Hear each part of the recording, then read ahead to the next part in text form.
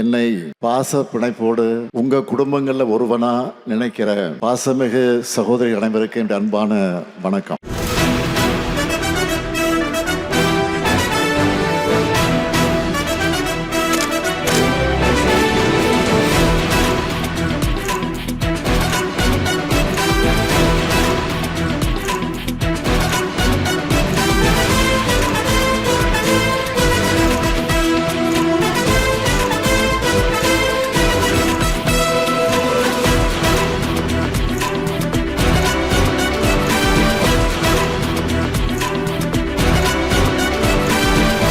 நம்ம வாழ்கிற சமூகம் சாதி மத இன மொழி பாலின பாகுபாடு அது இல்லாம எல்லாருக்கும் எல்லாம் என்ற சமத்துவ சமுதாயமாக இயங்கணும் என்பதுதான் நம்முடைய லட்சியம். அப்பா உங்களுக்கு தெரியுமான்னு தெரியல, நீங்க இதே ஸ்டேஜ்ல இருந்து தான் வெற்றி நிச்சயத்தை தொடங்கி வச்சீங்க. நீங்க நான் ஒரு கட்சிப்புல உங்களுக்கு ஒரு எம்ப்ராய்டிங் போட்டு வந்திருக்கிறேன்ப்பா, அது உங்களுக்கு தரணும்னு ஆசைப்படுறேன்.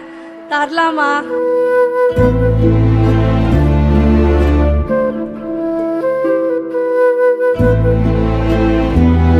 நம்ம லட்சிய பயணத்துல மிகப்பெரிய முன்னெடுப்பா வரலாற்றை திருத்தி எழுதும் திட்டமா அமைஞ்சிருக்கிறது தான் கலைஞர் மகளிர் உரிமை திட்டம். இது உதவித்தொகை இல்ல, உரிமை தொகை. இந்த திட்டங்களை முதலீடா மாத்தி தங்களுடைய பொருளாதார வலிமையை தமிழ்நாட்டு பெண்கள் உயர்த்தி இருக்கிறாங்க. இதைதான் இந்த திட்டத்துடைய வெற்றியா நாம் பார்க்கிறோம். இந்த கலைஞர் மகளிர் உரிமை திட்டத்தோட வெற்றியினுடைய உச்சம் என்ன தெரியுமா? அண்டை மாநிலங்கள் கூட இந்த திட்டத்தை தங்களுடைய மாநிலங்கள்ல செயல்படுத்திக்கிட்டு இருக்காங்க.